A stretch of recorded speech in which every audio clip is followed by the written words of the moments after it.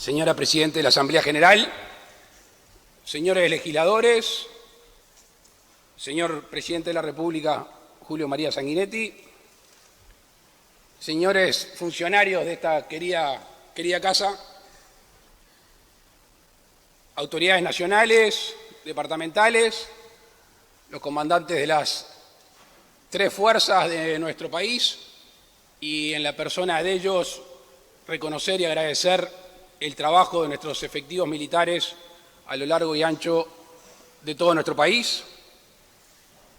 Agradezco a todos ustedes haber venido un sábado y recibirme por 4ª vez consecutiva en este ritual que, si bien la Constitución no lo exige directamente, para nosotros es muy importante. Cuando éramos estudiantes de Derecho nos decían que nuestro sistema constitucional es semipresidencialista o presidencialismo atenuado. Yo creo que el constituyente fue muy sabio en darle facultades de contralor al Poder Legislativo. Y además de esa facultad de contralor, como tenemos círculos concéntricos, a veces el Poder Ejecutivo tiene funciones legislativas y a veces a la inversa, inclusive el Poder Legislativo llega a tener funciones jurisdiccionales. ¿Qué quiero decir con esto? Que está muy entrelazado nuestro sistema y por eso creo que estas instancias colaboran materialmente a lo que formalmente nuestros constituyentes hace mucho tiempo han hecho. Cuando leemos índices internacionales sobre nuestra democracia, todos nos jactamos.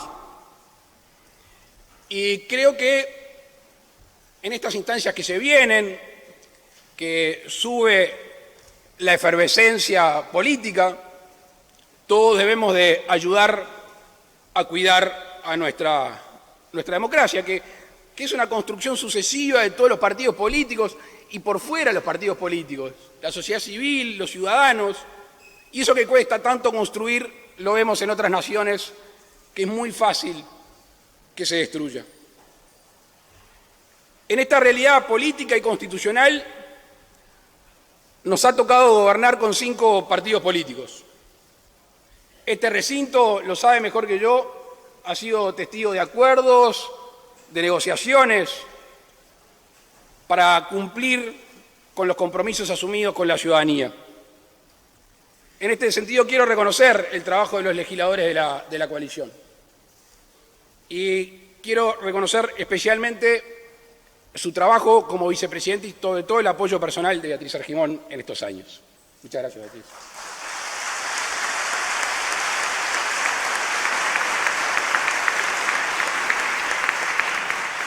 Coalición de gobierno que muchos le firmaron la partida de función antes de nacer. Una coalición de gobierno que está aquí con sus matices, que está aquí con sus perfiles y sigue gobernando con un rumbo claro. Conformamos un Consejo de Ministros con los partidos de la coalición, impulsamos la LUC aquí en este Parlamento, luego la defendimos en conjunto ante la ciudadanía. Y dicho sea de paso, permítame que diga que ninguno de los efectos desastrosos que se vaticinaban con la LUC ha sucedido después de votada acá y ratificada por el pueblo. Es más, con perspectiva podemos decir que es una ley que generó y amplió las libertades y además fue la base de las reformas más importantes que llevó adelante este gobierno. Esta coalición votó un presupuesto, votó rendiciones de cuenta. Esta coalición transcurrió la pandemia y debe estar acá el ministro Salinas, a quien agradezco su presencia, Daniel.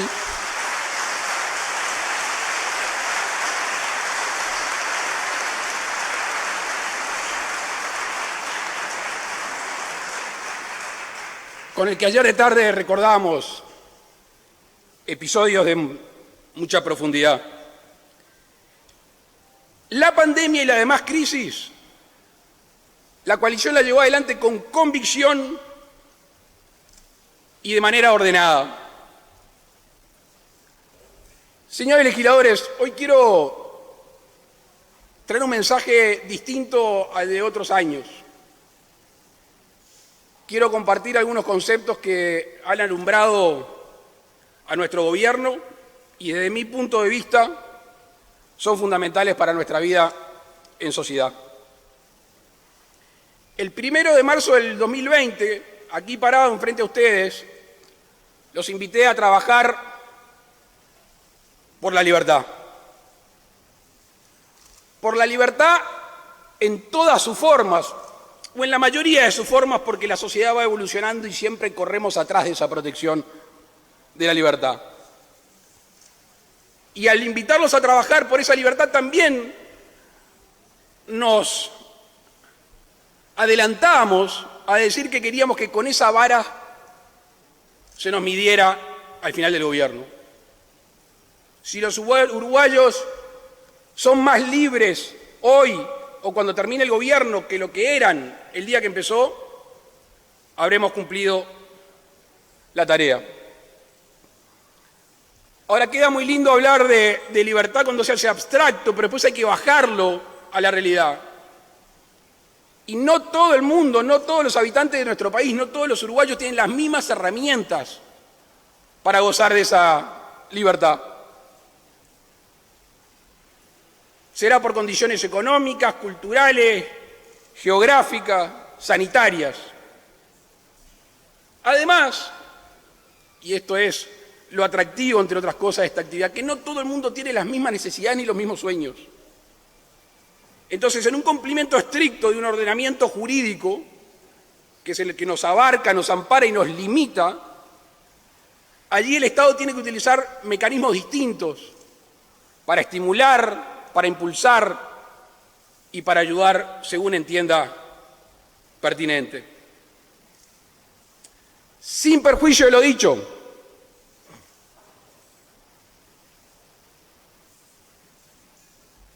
no es el Estado el que genera la riqueza. La riqueza la genera cada ciudadano cuando se levanta, hace el esfuerzo, trabaja, aplica su intelecto, la iniciativa y pone el riesgo de su capital. En conclusión, el individuo trabaja, paga impuestos y es el gobierno a través del Estado quien establece el tratamiento distinto según la situación de las personas. Yo creo que está perimido, pero a veces es bueno repetirlo, por si algún distraído no lo ha escuchado, que la discusión no es Estado sí o Estado no. Eso es más viejo que el agujero del mate en nuestro país. La discusión es dónde está el Estado y dónde no está. Y obviamente que ahí juegan las sensibilidades de cada ideología. Atrevámonos a hablar de ideología, porque eso al fin, ese conjunto de ideas es lo que nos guía después en nuestras acciones, o por lo menos debería de hacerlo. Desde el inicio de este gobierno tuvimos que tomar una decisión con la llegada de la pandemia. Una decisión trascendental que me animo, es contrafáctico lo que voy a decir, pero me animo a decir que esa decisión del lunes 23 de marzo del 2020, de haber sido otra la elección, las consecuencias negativas las seguiríamos viviendo hasta el día de hoy. Esa decisión, que era lisa y llanamente una cuarentena obligatoria, pedida y solicitada y pregonada por dirigentes políticos y sindicales de nuestro país. Todos ustedes recorren la capital, el interior, a mí me pasa en todos los lugares. De los barrios de Montevideo, la ciudad de Canelones, el interior del país, que se arrima un compatriota a reconocer esa decisión que hasta el día de hoy de alguna manera pudieron superar sus problemas, sus situaciones, gracias a que el Estado, a través del gobierno, no encerró a la población cuando el mundo iba a contramano.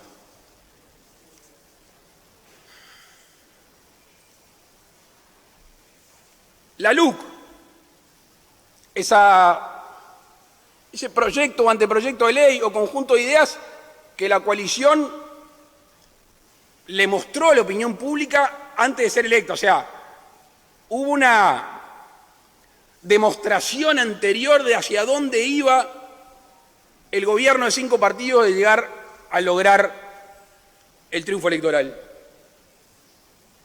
Y esta LUC también amplió libertades. Algunas libertades, creo que por lo menos se me ocurren 2, en las cuales aparentemente había un combate, una lucha entre 2 derechos. Estoy hablando de las ocupaciones y estoy hablando de los piquetes. ¿Qué decíamos razonablemente?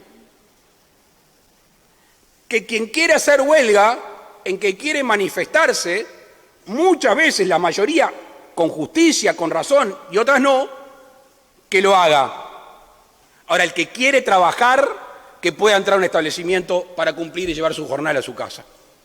Esa fue una separación de lo que artificialmente era una contradicción en los derechos. Y lo mismo los piquetes. El libre tránsito es uno de los derechos fundamentales de cualquier ciudadano en nuestro territorio. Amplió libertades en el mecanismo de alquileres, amplió libertades en la portabilidad numérica, amplió libertades en la libertad financiera y amplió libertades, y más tarde me voy a referir, en impulso, sobre todo a las micro, pequeñas y medianas empresas de nuestro país. Decíamos el 1 de marzo del 2020, la libertad en todas sus formas, y enumerábamos, por ejemplo, la libertad de vivir en paz. Este era, y al día de hoy sigue siendo, un gran desafío para el gobierno y para toda la sociedad. Las cifras, los números fríos, indican una mejora sensible. Lo que no podemos hacer es pelearnos contra los números. Tenemos que pelearnos contra la realidad, pero no contra los números, que son tercos y son los que son. Y estas cifras, estos números, en comparación con el 2019, que es el año con el cual el gobierno se tiene que comparar, el próximo lo hará con el 2025. Los hurtos bajaron casi un 20%, las rapiñas casi un 27%, el abigeato un 50%, el hurto de vehículos un 24%, y los homicidios, este es el que nos ha generado más problemas, además de que el que tiene consecuencias más graves, con respecto al 2019 han descendido un 3%. Esa es la foto. A la foto hay que agregarle la película. ¿Y qué dice la película? Que por primera vez en muchos, muchos años, la tendencia al alza de los delitos quebró. Y hoy es una tendencia a la baja. Igual, lo quiero repetir acá, lo he dicho en todos lados, no estamos conformes. Yo no estoy conforme. No estoy conforme conceptualmente, porque no creo que la violencia y el delito sea una forma aceptada normal en la convivencia ciudadana.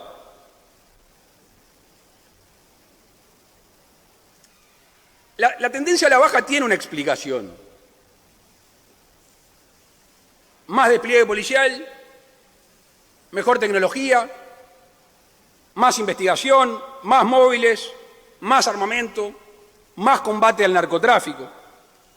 Aunque también venimos a decir que hay un factor definitorio, que es el apoyo jurídico y el apoyo moral a cada uno de nuestros uniformados.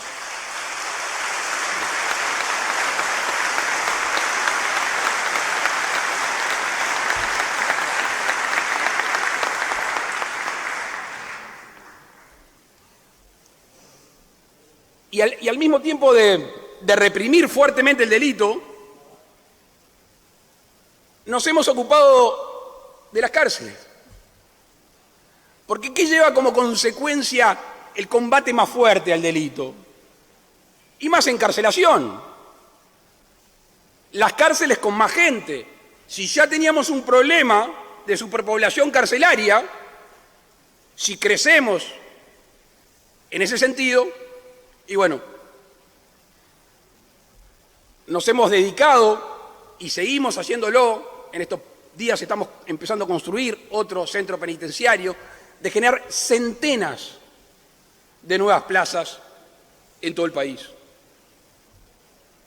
Pero también ha sido una preocupación de nuestro gobierno el liberado. Quien visita las cárceles, quien conoce liberados, sabe que salen con una mano adelante y una mano atrás. Y saben que lo que abunda en su casa son las carencias. Entonces, ¿cómo los separamos de su vida cotidiana, que es el delito, y le generamos una ilusión de una nueva vida? Y por eso hemos trabajado para que tengan un reconocimiento, y no hablo de un reconocimiento en el sentido que es reconocerlos como tales, no mirar para el costado, estudio, trabajo, oportunidades, acompañamiento. Y a este camino o a esta decisión se llega por todos lados. Porque uno cree en las segundas oportunidades, porque humanamente creemos en las segundas oportunidades, o si lo pensamos desde el punto de vista egoísta, porque ese uruguayo o uruguaya que salió de la cárcel se va a cruzar con alguno de nosotros en algún rincón del país y puede reincidir. Los dos caminos llevan a que hay que trabajar, y por eso lo hemos hecho con los liberados. Decíamos también la libertad de poder darle un techo a la familia. Bueno, nuestro gobierno ha hecho un especial hincapié en este tema. Y abarcamos todo el espectro, porque no todas las necesidades son las mismas en nuestro país. El ejemplo de MEVIR. MEVIR ha tenido un gran impulso en este gobierno. Y cuando hablo de MEVIR, hablo de las autoridades y hablo del que pone un bloque o un ladrillo, que en realidad son el corazón, junto a los asistentes, arquitectos y trabajadoras sociales de este proyecto. Va a intervenir en estos 5 años en 110 localidades. Nunca pasó, desde su nacimiento, que intervenga en 110 localidades del país. Y de nuevo la LUC. Recuerden acá que votaron la posibilidad de que MEVIR intervenga en ciudades que no lo podía hacer, pueblos, ciudades que no lo podía hacer. En Sauce hace poco inauguramos una vivienda, en Castillo, y podría seguir.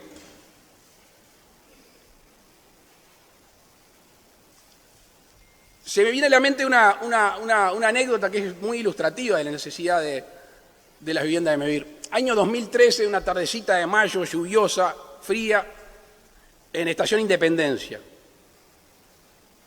Estábamos medio paso, y sale un chiquilín con un mameluco azul, bota de goma, se llama Matías.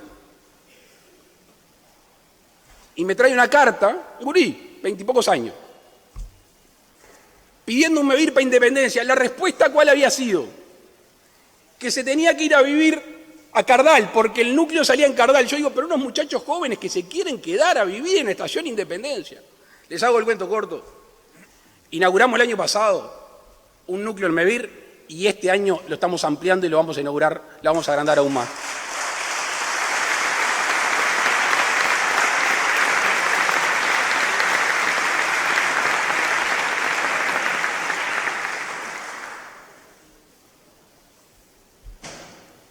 La modificación de la ley de la vivienda promovida, había 2 decretos que de alguna manera habían retraído la inversión. Escuché estos días una discusión si era para gente que viva o si era para invertir. Creo que la construcción todos sabemos que tiene lo virtuoso de emplear. Hoy tenemos récord de jornales pagos en la construcción desde el año 2014-2015. Y al mismo tiempo se genera mercado. y eso supuestamente debería, en ese sector de la sociedad, bajar los precios de los alquileres.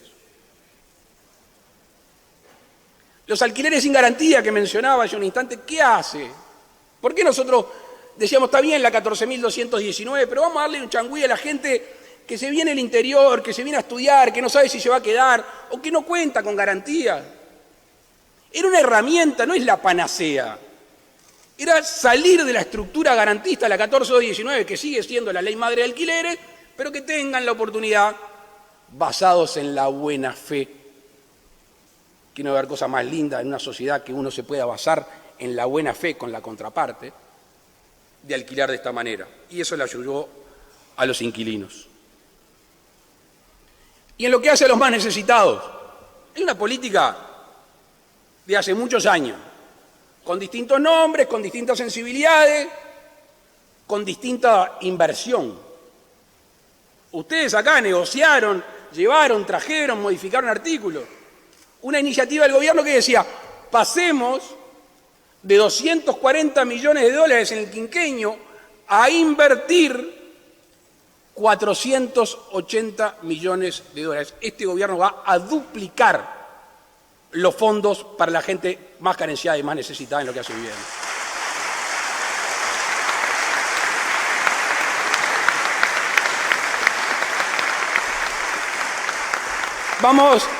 Vamos a impactar en alrededor de 120 asentamientos.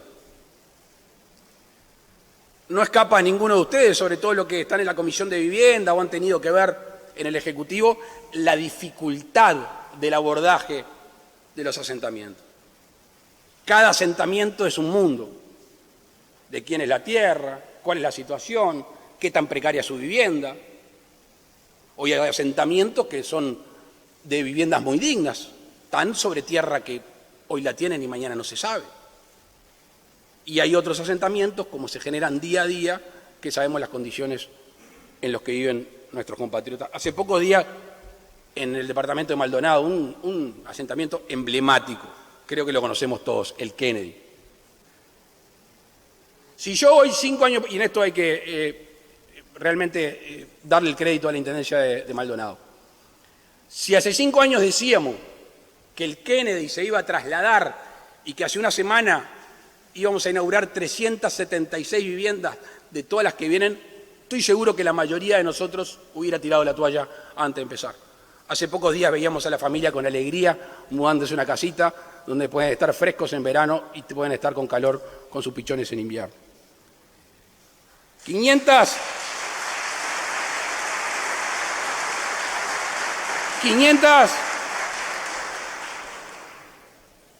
viviendas se licitaron el otro día para construir en distintos lugares de nuestro país para solucionar el tema de los asentamientos.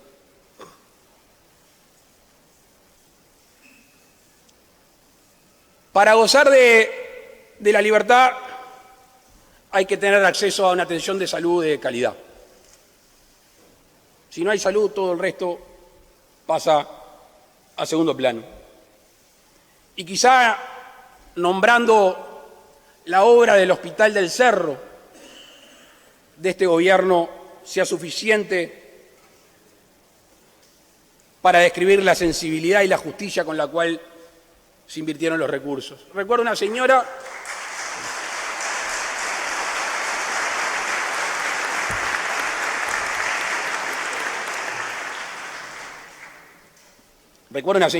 una veterana, que vi un videíto, dijo, pensé que me iba a morir viendo piedras fundamentales del Hospital del Cerro.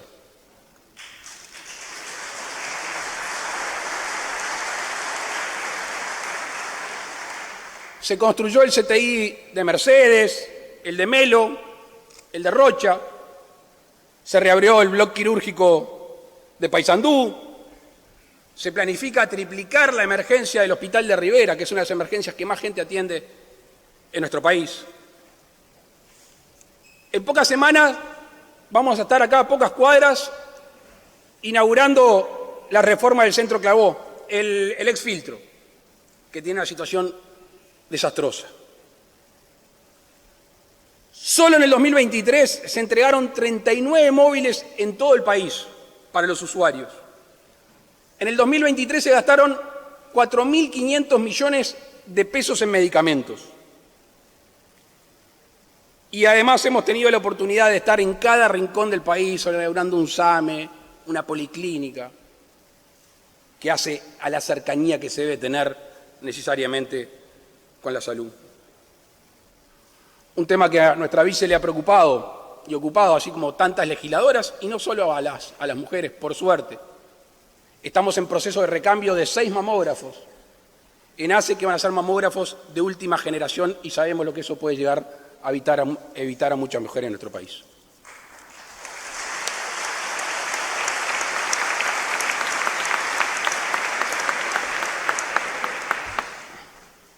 La rendición de cuentas del 2023, también trabajada acá, destinó 20 millones de dólares exclusivamente para la salud mental y adicciones. Miren, yo me levanté hoy tempranito y como mi número de celular lo tengo hace como 30 años, lo tiene casi todo el mundo.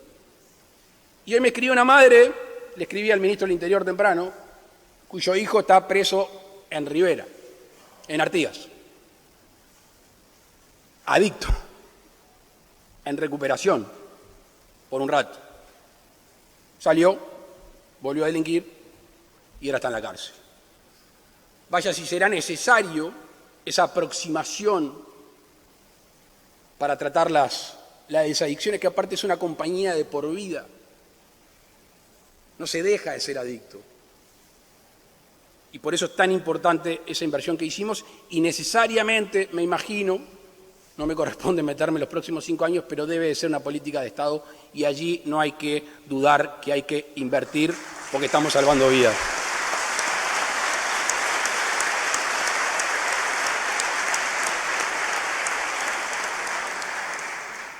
La salud del ambiente también ha sido prioritaria. En las idas a las Naciones Unidas, los que históricamente por nuestra propia vida tenemos una sensibilidad con el cuidado del ambiente, por primera vez se iluminó aquello de que se junta la economía con el ambiente, históricamente enfrentadas. Que es más caro cuidar el ambiente, que es cierto que son más caros los productos amigables con el ambiente, que los discursos eran muy lindos a nivel internacional, pero los grandes decisores hablaban de ambiente, pero no de la billetera. Y por suerte eso empezó a cambiar. Tan empezó a cambiar que nuestro país emitió un bono casi que único en su especie que premia y castiga según cumplimientos ambientales. El año pasado lo mismo hizo el Banco Mundial, nos dio un préstamo, este sí creo que es único, en el cual nos va a premiar con una baja de tasa de interés si cumplimos. ¿Por qué nombro eso que parece tan arriba y es préstamo? Porque si eso realmente empieza a funcionar, derrama a todo el resto de la política nacional. Es muy difícil que esas políticas vayan de abajo en lo local hacia los organismos internacionales. Pero cuando hay una conciencia global, como no puede ser otra cosa, el medio ambiente, empezamos a generar conciencia y aparte rédito. En lo que hace a lo doméstico, por primera vez en la historia se invierten 17 millones de dólares en el cierre de vertederos. Los legisladores del interior saben y conocen de sus vertederos. En diciembre cerramos el de Ciudad del Plata. El de Ciudad del Plata tenía 33 años activo. Y no es solo el tema ambiental, también es la dignidad de las personas que allí trabajan. O sea, ahí se genera un círculo virtuoso. Se cuida el ambiente y se le da dignidad a las personas que están ahí. Con respecto al ambiente, aunque a veces parece que no lo es, este gobierno se va a ir el 1 de marzo del 2025 sin dejar dicho lo que hay que hacer en materia de agua potable, empezando la obra de Arasatí en los próximos tiempos.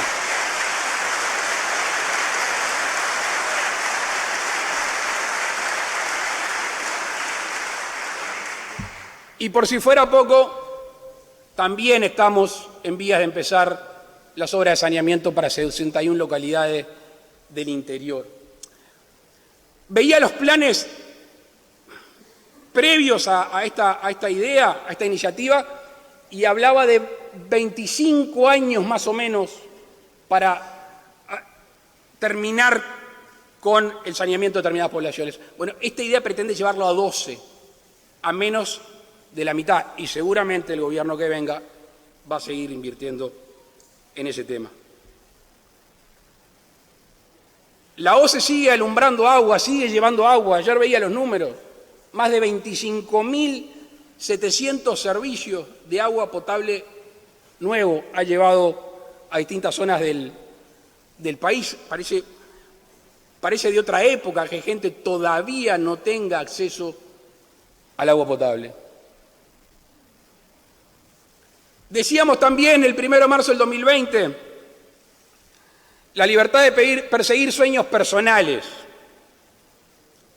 Y esto es muy difícil que suceda si uno no tiene acceso a una buena educación y si no hay proceso de inclusión.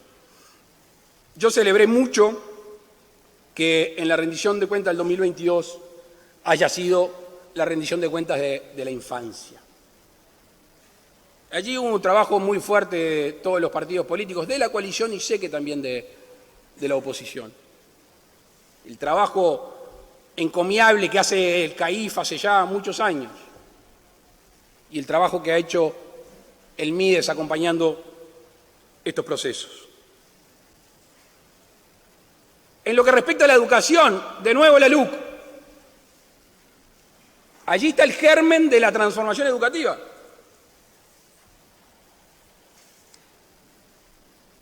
Ayer hablaba con Robert Silva, que no sé si está hoy acá,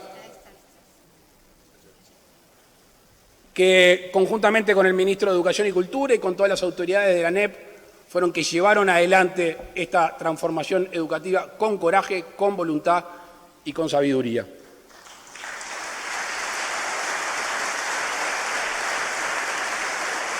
Porque hay que recordar,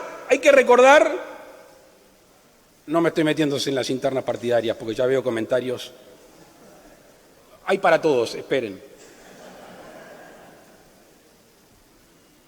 En serio. Recordemos el diagnóstico que recaía sobre la educación en los últimos años. Y esta transformación que venía tan postergada, además, por si fuera poco, fue discutida. Fue trabajada y discutida con la comunidad educativa. Y por quienes entendieron que era necesario, porque no todo el mundo de la comunidad educativa, o mejor dicho, no solo los de la comunidad educativa les interesa conocer sobre este tema. Gracias. Se organizaron 5 encuentros docentes, 67 visitas a distintos lugares del país, con el equipo de la ANEP. Se trabajó con 104 mentores en centros educativos de tercer ciclo. En el discurso del año pasado, me recordaba la gente que trabaja conmigo, comprometimos multiplicar los centros María Espínola. Por suerte hoy me puedo parar enfrente de ustedes y decirles que así fue.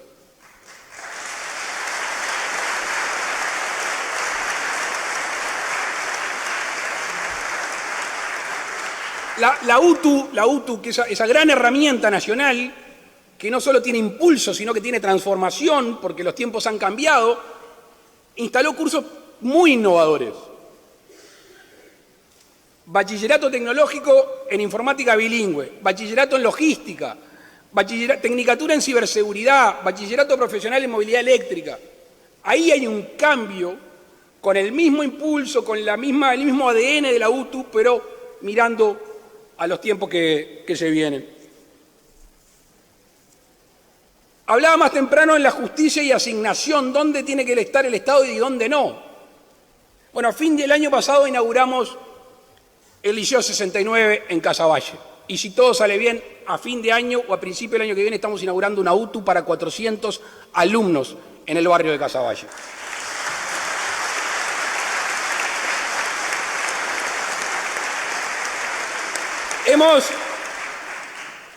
Hemos inaugurado centros educativos en todo el país. Quiero referirme a 2 que vamos a inaugurar el jueves, porque particularmente tengo una historia con esos centros educativos. En el 2010, en una marcha a caballo, llegué a Curtina.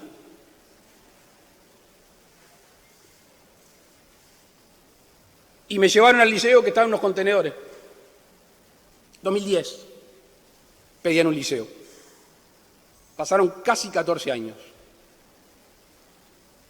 En el 2013, en mi primera campaña electoral a la presidencia, llegué a Tranqueras.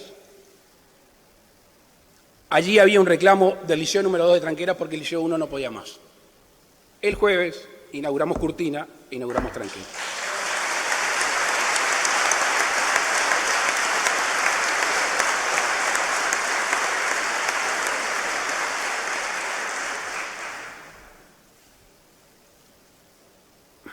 Me acuerdo en discusiones que tenía con las autoridades de la ANEP y con el Ministerio de Educación, yo le decía, ¿qué vamos a ver de la transformación educativa?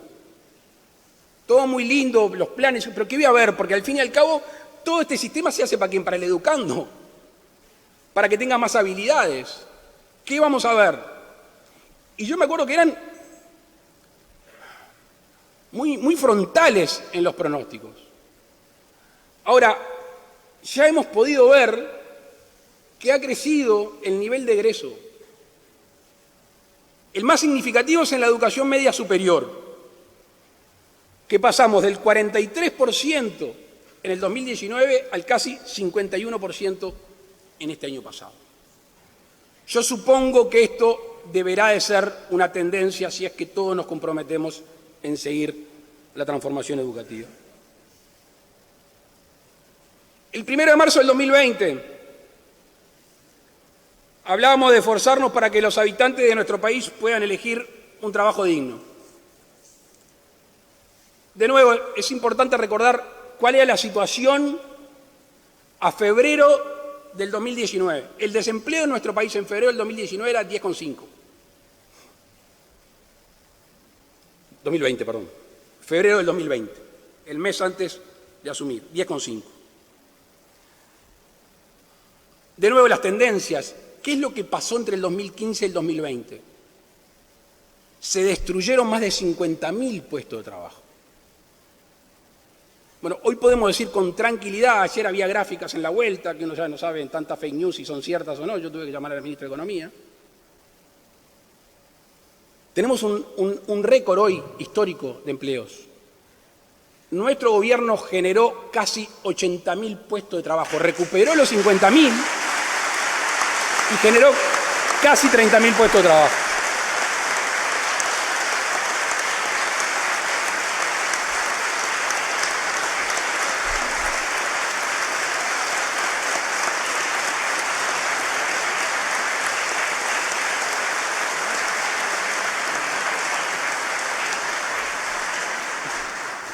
La otra discusión, lo veo moverse al ministro Mieres. La otra discusión, el salario real. No lo hacemos afuera de este recinto, ni lo voy a hacer acá poner excusas.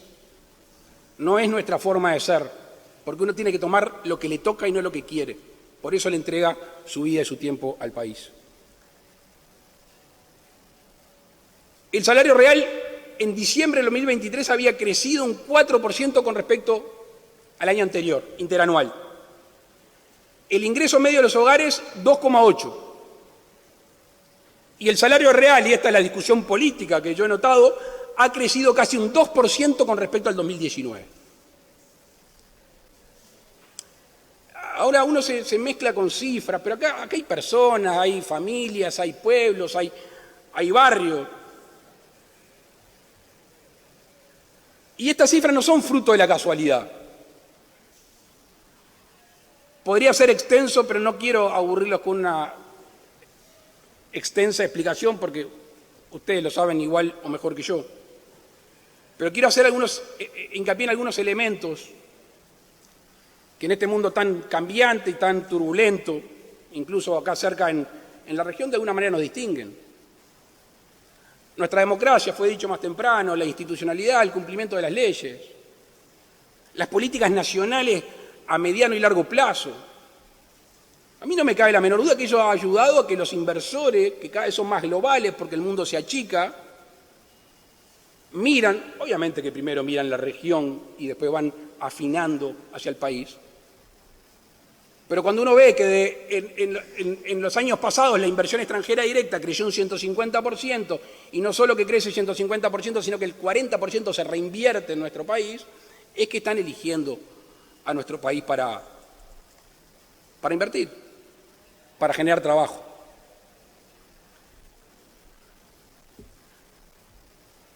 Eso en cuanto a la inversión extranjera directa. Yo le asigno mucha importancia al crecimiento de la economía, al motor de la sociedad, que son las pequeñas y medianas empresas. Hablaba hoy temprano del estímulo en la LUC, hablo de la baja de impuestos. Las empresas uruguayas, las pymes, se beneficiaron con una baja de impuestos. En la baja de impuestos, tanto el IAS como el IRPF, a nivel de personas físicas, también genera una dinámica económica que ayuda a la inversión y que ayuda al gasto. Y también ha habido una política de apoyo a los emprendedores. Leía, y sé que muchos legisladores de todos los partidos están preocupados por la tasa bromatológica que un emprendedor tiene que andar pagando a lo largo y ancho de todos los departamentos como si fuéramos un país distinto. Apoyo a través de la ANDE, el Banco República. Se me vienen a la mente decenas de emprendedores de nuestro país que se han formalizado y que han contratado gente y que tienen una ilusión de crecer. La apertura de mercado. Yo leí el informe del Ministerio de Relaciones Exteriores y el Ministerio de Ganadería. Se han abierto un sinnúmero de mercados, la mayoría quizá de productos agropecuarios, pero también hay de otros nichos importantes en lo que Uruguay es superior, por suerte, al resto de los países. Y eso ha sido una prédica, un impulso del gobierno de que empezamos.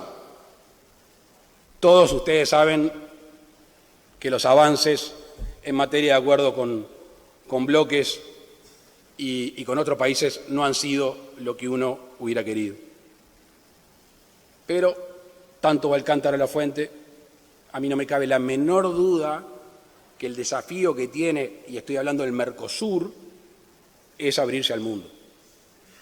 Y si vamos todos, somos más fuertes, pero si no vamos todos, vamos solos, que igual somos suficientemente fuertes para revolvernos en el mundo.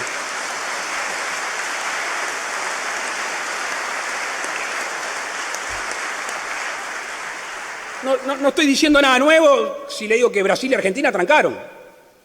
Digo, ha habido una aceptación y están en todo su derecho. De alguna manera nos frenan a avanzar en acuerdos bilaterales, por ejemplo, con China.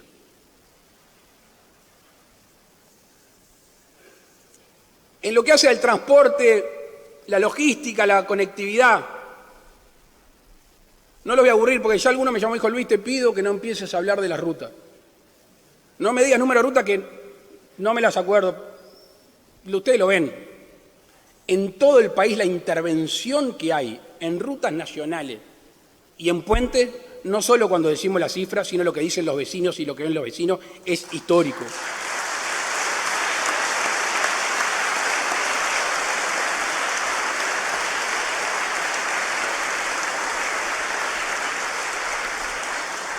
También en la política de Antel.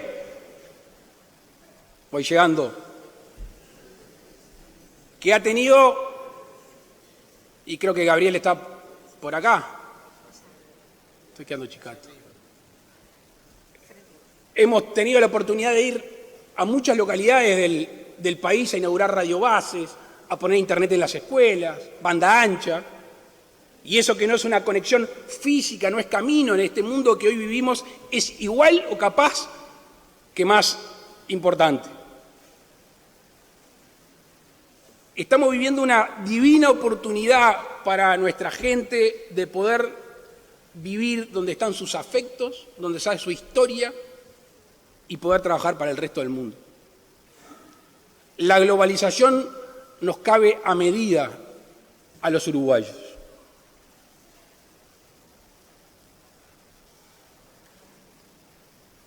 El puerto de Montevideo, ¿qué ha sido materia de discusión acá? El puerto de Montevideo tiene una transformación única. Y esa ha sido una decisión meditada, pensada y obviamente impulsada por quien habla y ejecutado por los ministerios correspondientes y por la Administración Nacional de Puertos. Hay una inversión histórica en el puerto. Y si eso fuera poco, hace pocos días logramos algo que todos los que estamos acá, todos los partidos políticos, hace años que golpeamos la puerta. Algunos le golpeaban a los que eran más amigos, otros a los que no éramos tan amigos. Todos le golpeamos la puerta al gobierno argentino, que después de más de 200 años de la lucha entre puertos, tratábamos de ser lo que tenemos vocación de ser: puerto, ciudad, país. Así nacimos. Y haber llegado a acordar con el nuevo gobierno argentino la profundización del canal de acceso a 14 metros, les puedo asegurar que es un antes y un después en lo que hace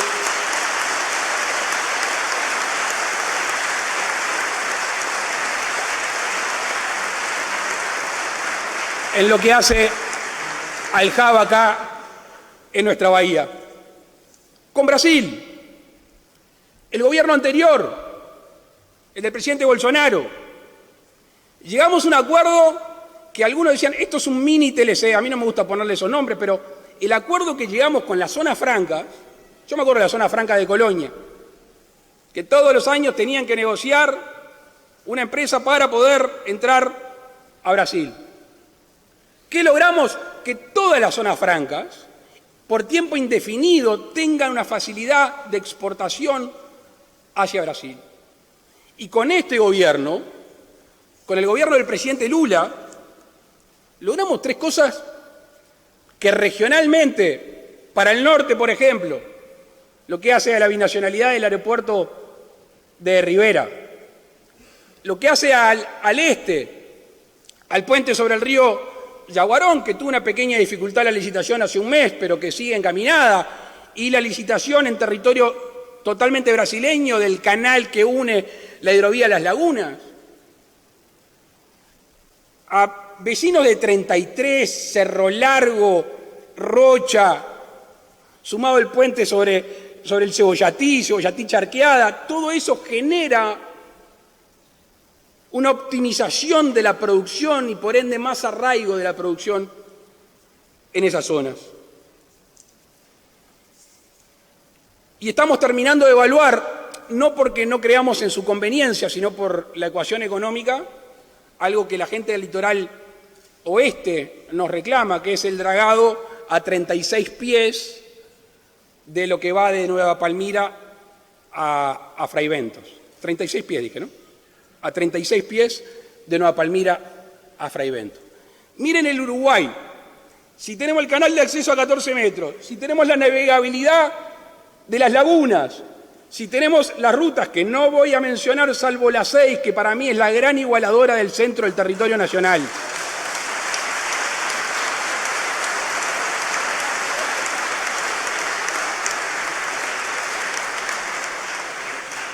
Y tenemos la inversión portuaria que está creciendo en Colonia y el canal de navegación, así el Uruguay empieza a tener más justicia territorial y logística. Y al fin y al cabo todo esto es otro tipo de libertad, que es ante el mundo. La independencia, la famosa independencia, la soberanía, eso es libertad. Y así está dedicado nuestro trabajo. Entonces, podemos decir que hay un fuerte crecimiento del empleo, que hay un avance en la agenda de reformas, que hay más recursos volcados a la sociedad, que tenemos el menor riesgo país de nuestra historia, que ha habido baja de impuestos, que se cumplen las metas fiscales y que tenemos la inflación más baja de los últimos 18 años por lo menos.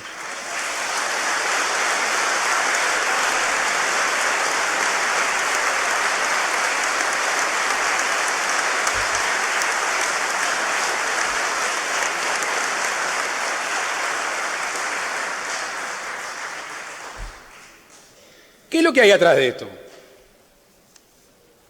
¿Hay responsabilidad? ¿Hay respeto por los recursos de la gente? ¿Hay sensibilidad? Y hay eso intangible que es tan importante en la vida de todos nosotros. 2, la confianza sobre el cual camina y se cimenta lo que necesita todo individuo, que es la esperanza. Hoy hay confianza y por ende hay esperanza.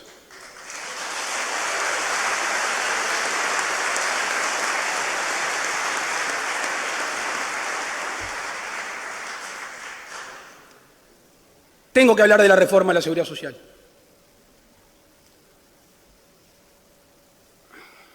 Porque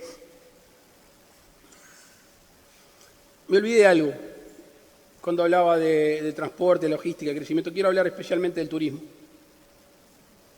porque fue de todos los sectores del país seguramente de los más castigados. Con Tabaré hemos tenido un trabajo muy arduo. Yo quiero hoy a todos los operadores turísticos del país, a las corporaciones, a las cámaras, a los sindicatos locales, yo les quiero reconocer, agradecer, primero, el aporte de ideas y segundo, la resiliencia que hoy están limpiándose las heridas y arrancando como si no hubiera pasado nada, pensando una y otra vez en las próximas temporadas turísticas.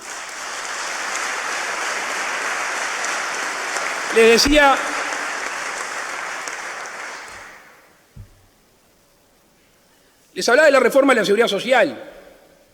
No voy a venir acá a discutir la urgencia de la misma. Creo que todos hablamos de la urgencia de la reforma de la Seguridad Social.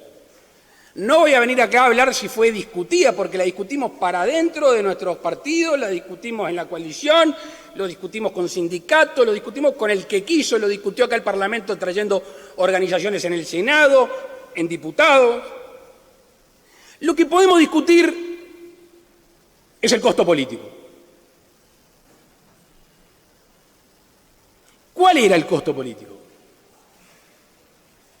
Yo recuerdo una reunión con los legisladores de la coalición y yo le dije que el único costo político que se iba a pagar el que no asumía la responsabilidad de hacer la reforma hablando tantos años que era urgente.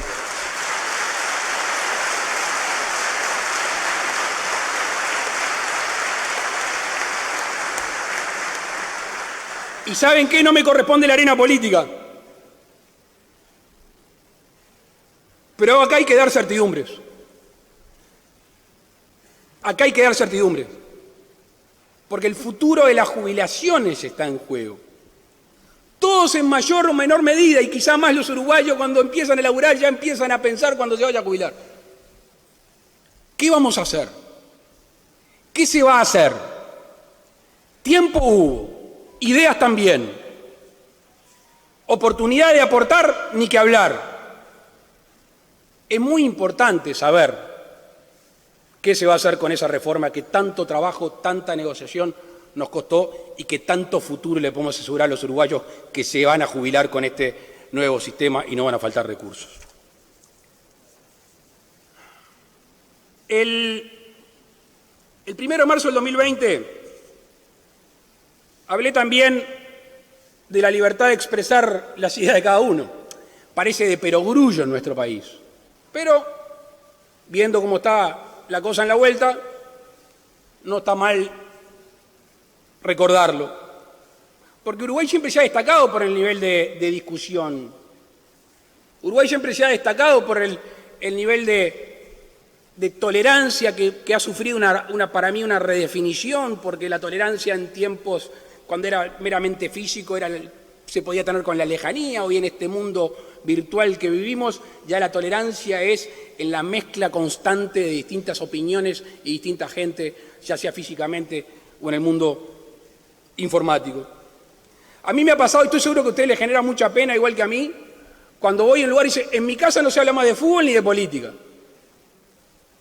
No podemos tolerar que en una casa no se hable más de fútbol y política, si donde se genera la democracia es en la mesa de ahí, de donde se sienta toda la familia.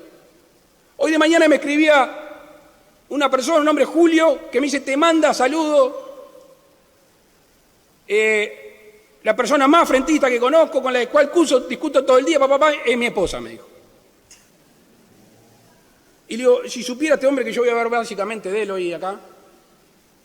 Y por eso, capaz que a modo de mirarnos al espejo,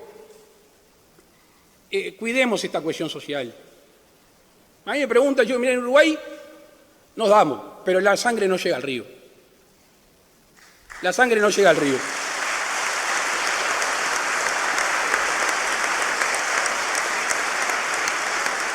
Y por eso nuestro gobierno, en el proceso de decisión, en la ejecución de las políticas, siempre ha respetado la opinión contraria. No habrán escuchado a este presidente ni insultar ni levantar la voz en lo que va de gobierno. Porque una y otra vez, me repito y ya vive conmigo, que en la vida de cualquiera de nosotros, pero sobre todo en la vida política, hay que ser firme con las ideas y suave con las personas.